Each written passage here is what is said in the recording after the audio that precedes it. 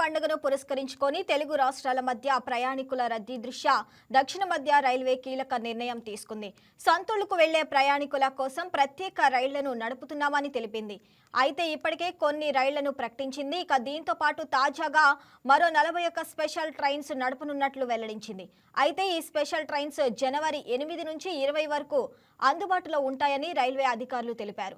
ఆయా ప్రాంతాలకు వెళ్లే ప్రయాణికుల సౌకర్యార్థం ఇవాల్టి నుంచి రిజర్వేషన్లు ప్రక్రియను ప్రారంభించినట్లు వెల్లడించారు.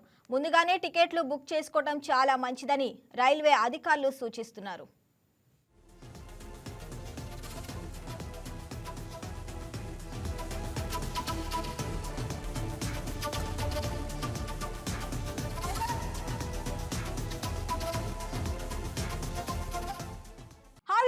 ఈ వీడియో మీకు నచ్చినట్లయితే లైక్ కొట్టి షేర్ చేసి వైకే టీవీని సబ్స్క్రైబ్ చేసుకోండి.